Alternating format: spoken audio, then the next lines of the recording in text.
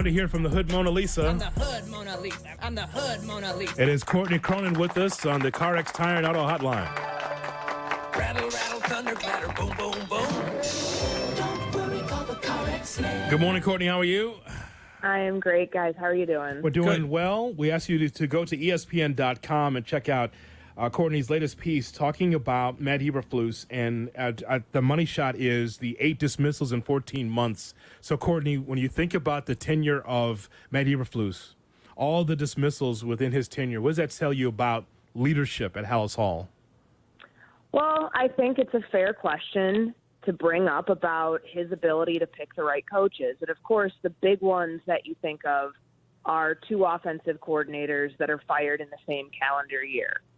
That's a problem. And, you know, it's hard because when I think about him in 2022, you try to have some empathy for this, that, like, my God, your head's probably spinning when you become a head coach and you have 11 billion things to do as you're trying to get your regime off the ground. Yeah.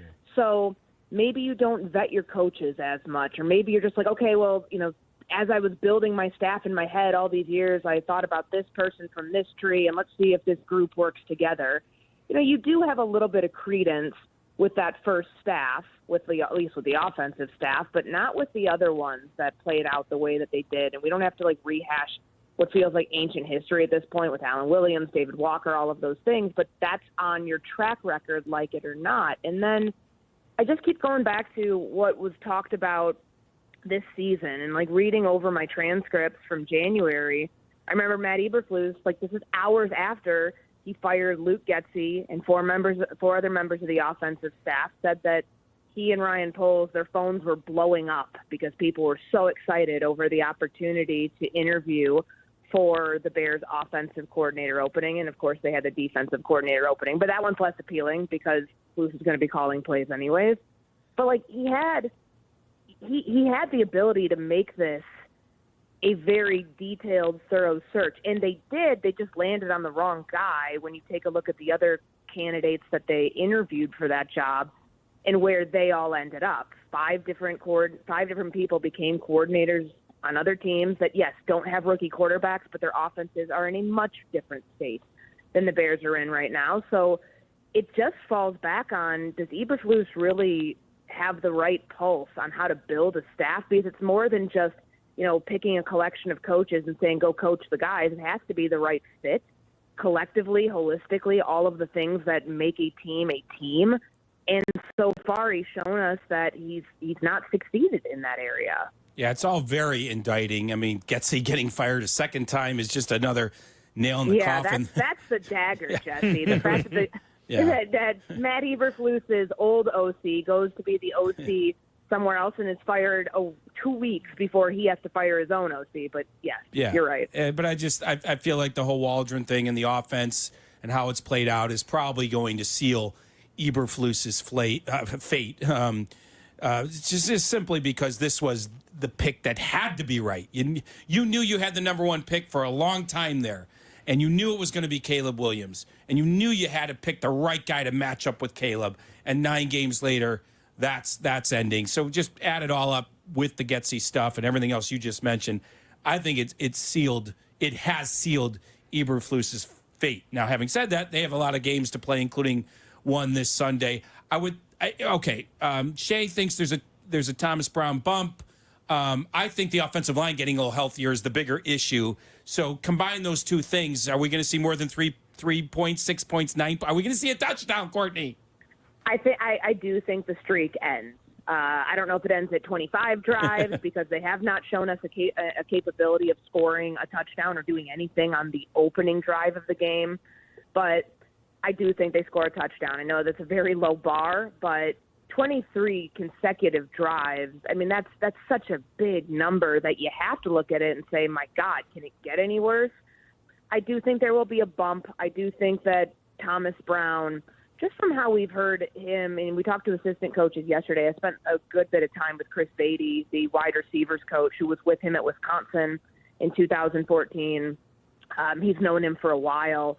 Like, I asked him, well, what's different about this week? And he's, Thomas Brown comes in Tuesday morning. I'm sure he probably knew before Matt Eberflus officially announced it. But you go from being the pass game coordinator to having all of this stuff dumped onto your desk.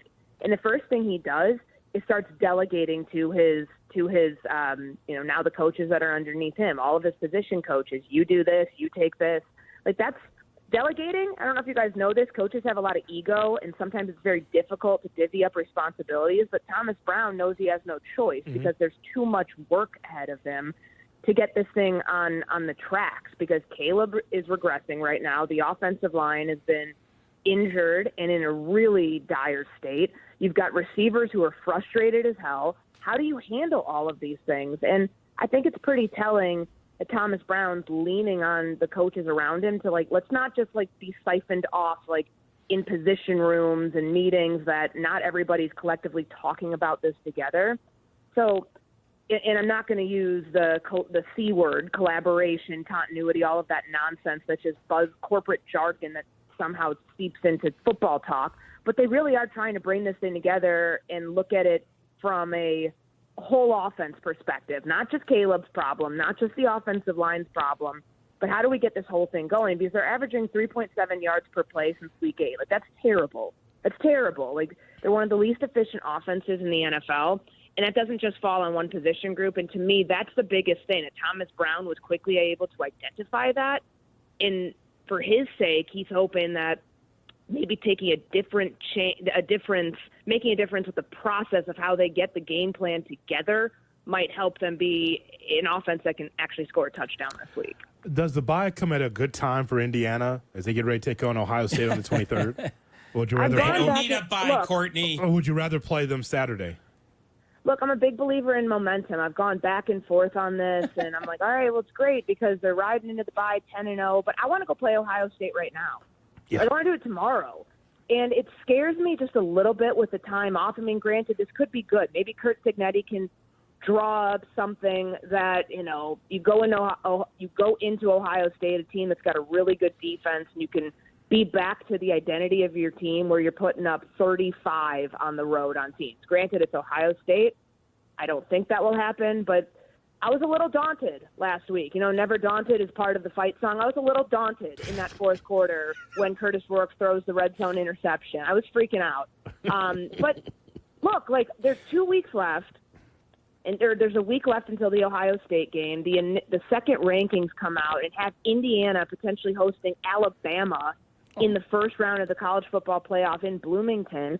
I'm trying to be grateful right now. I feel very blessed as an Indiana fan and as a grad that my team is in this state right now, in this situation where there's football to be played beyond the Purdue game this year. But I really, the more I think about it, I wish they were playing Ohio State this weekend, just because that time off, and you let the rust set in a little bit and let the noise set in a little bit, makes me a little nervous. I'm going to play devil's advocate as we let you go. Like, I think that second half was not good, and they should have put No, Jesse, it was awful. So I feel like a week off is good. They were trending in the wrong direction. I feel like that could have carried over. Now you take a week off and reset. So they didn't put Michigan away. Let's take a step back and then get ready. That's my opinion. I like the glass half full approach. I would like to buy into it too, but I'm kind of a nervous wreck over here, hoping my team can go undefeated this season.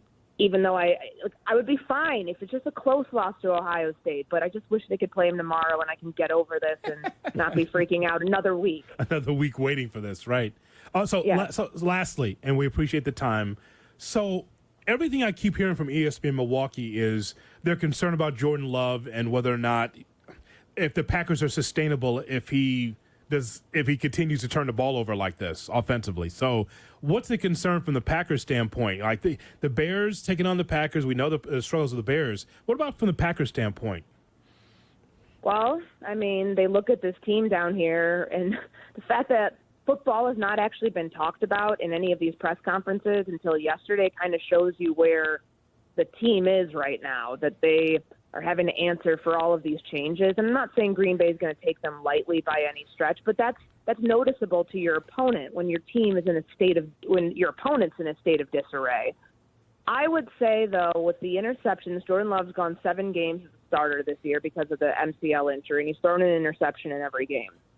that leaves the door open to make it a closer game than the Packers probably would be comfortable with. I don't think it's going to be a close game. I'm not picking the Bears to win this game, and that's not, I don't think that's not a revelation. I think a lot of people aren't picking them, given what we know about this team to this point. But the secondary is still pretty good, and they're healthy. Outside of Jaquan Brisker going to IR yesterday, which felt like the expected move all along. I don't think he's going to throw at Jalen Johnson, but if he has a pick or two, that can open up that opens the door to make this a closer game than maybe people would expect. So that's probably the Achilles heel here for Jordan Love in the second half of the season, which was not there last year. And it didn't feel like, it's just a blip on the radar. They had a 10-game sample size where he threw one interception. If he doesn't get that thing turned around, then that could be, what ends up hurting them in the postseason and could lead to another early exit. But, they haven't really shown a lot of flaws, and they've run the ball really, really well with Josh Jacobs. And I expect them to do the same, knowing the state of this Bears run defense through the first 9 games of the season. So refreshing. You're talking football with us. My God, isn't it such like a novel concept? Like we're talking about frustrations and rumors and firings and all this other stuff. Like I feel like I have not talked football at the X's and O's in weeks, given the state of the Bears. Well, blame them for that. Really? I mean, honestly, them for that. But there's no juice in this at all, Courtney. We've tried. There's just no juice in this game because of all the outside distractions and all the drama that's up there at House Hall. Again, it's self-inflicted, but drama nonetheless.